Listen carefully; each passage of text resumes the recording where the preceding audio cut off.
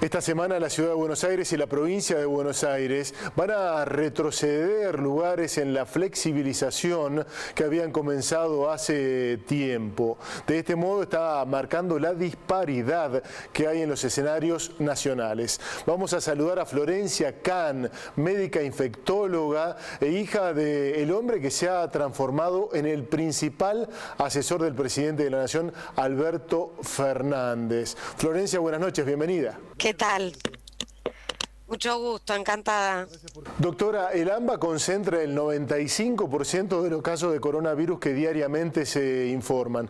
Sin embargo, lo contábamos, hay más de 14 provincias que desde hace 10 días no presentan ningún nuevo caso. No obstante, aún en lugares del interior se han dado casos, lo que, bueno, pone en debate si seguir adelante o dar marcha atrás con la flexibilización. ¿Cómo se entienden estos escenarios?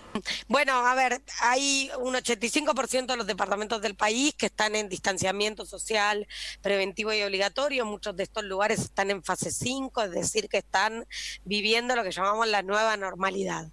El 15% de los departamentos están en aislamiento social preventivo y obligatorio con medidas mucho más restrictivas y mucha menos posibilidad de hacer muchas de las actividades. También en los lugares donde hay aislamiento social preventivo y obligatorio, es donde se da más del 95% de los nuevos casos diarios, como es Ciudad Autónoma de Buenos Aires y el conurbano bonaerense.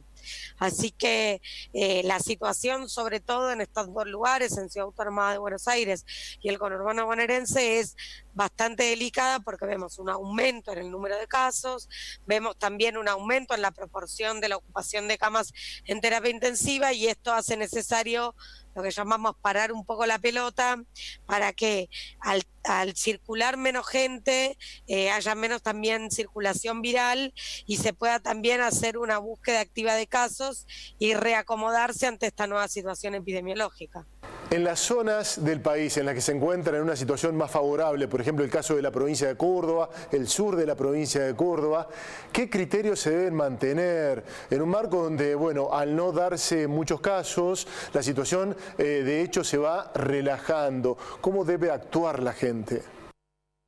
Totalmente, no hay que aflojar las medidas, aún en los lugares que están en distanciamiento social preventivo obligatorio, en fase 5, es fundamental continuar, digamos, con todas las medidas de prevención, tener la responsabilidad individual de estar más atentos que nunca y también ante la mínima aparición de síntomas compatibles con COVID, consultar rápidamente para poder recibir cuidados, aislamiento y poder estudiar a los contactos estrechos. La pregunta que nos realizamos los argentinos es ¿qué puede llegar a ocurrir? ¿Cuál puede llegar a ser el escenario después de la cuarentena que ha determinado el presidente de la Nación hasta el próximo 17 de julio? ¿Será la última cuarentena? ¿Será la última cuarentena al menos tal como la conocemos? Sí, es muy difícil porque es muy difícil proyectar porque la situación es muy dinámica, entonces es muy difícil poder aventurarse. Yo lo que creo es que entre el 1 y el 17 de julio, más allá de disminuir la circulación de personas para disminuir de esa manera la circulación del virus, lo que es muy pero muy importante es que podamos, digamos, fortalecer las estrategias de búsqueda activa de casos, como se está haciendo con el dispositivo Detectar, que permite justamente esto, poder diagnosticar tempranamente a los casos. A propósito de las cuarentenas y el resultado, una de las críticas que se realiza es si se comenzó demasiado temprano con la cuarentena en la Argentina. No, a mí me parece que no, a mí me parece que si uno se pone a ver la cantidad de casos que se evitaron y la cantidad de muertes que se evitaron, creo que ahí uno se da cuenta que eso no es así. Cuando empezó la cuarentena el 20 de marzo, el tiempo de duplicación de los casos era de 3,3 días, es decir, cada 3,3 días se duplicaba el número total de casos.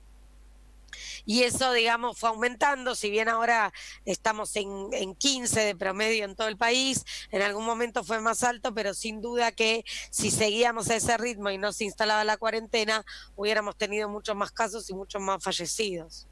Doctora, en el mundo ha fallecido casi 500.000 de personas por coronavirus y hay más de 10 millones de infectados. Evidentemente, esto está generando un debate respecto del impacto que también va a tener, por ejemplo, la caída de la economía. Ese es otro de los debates que se han generado en torno al coronavirus.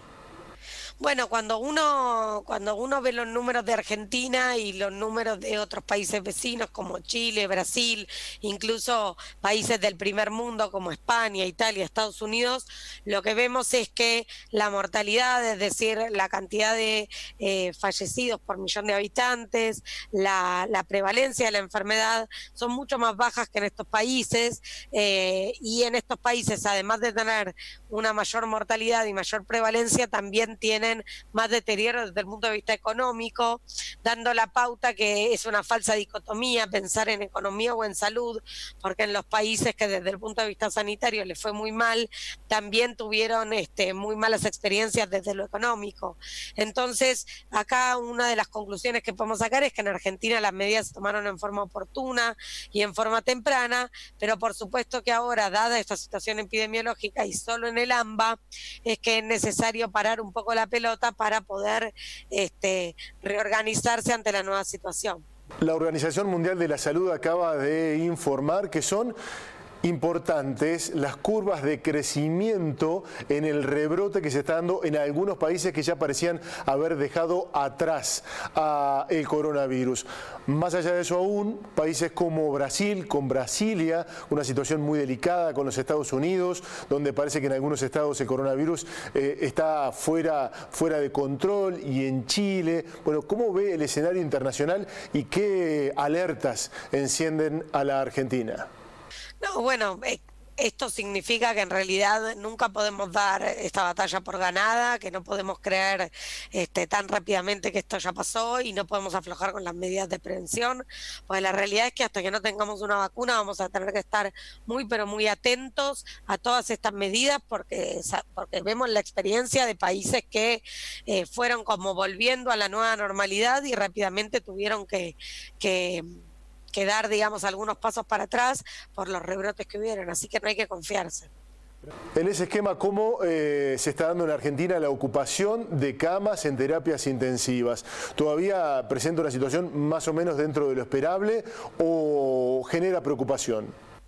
No, en Argentina lo que se ve en promedio es que está cerca del 50 y pico %, sobre todo en el AMBA, pero justamente por eso, como uno instaura las medidas, por ejemplo, a partir del 1 de julio, pero los resultados pueden tardar 7 a 10 días en verse, porque por el periodo de incubación del virus, esto sucede, las manifestaciones clínicas desde que está el contacto con el virus aparecen a los 2 a 14 días, entonces los resultados de estas restricciones los vamos a ver a los 7 a 10 días de instauradas. Entonces, bueno, la realidad es que si bien por ahora la ocupación de camas en terapia intensiva no está colapsado, no está tensionado el sistema de salud, de seguir como veníamos hasta ahora, eso era algo que en un par de semanas podía pasar. Doctora Florencia Kahn, gracias por su tiempo, ha sido usted muy amable, que tenga buenas noches. No, por favor, muchas gracias a ustedes.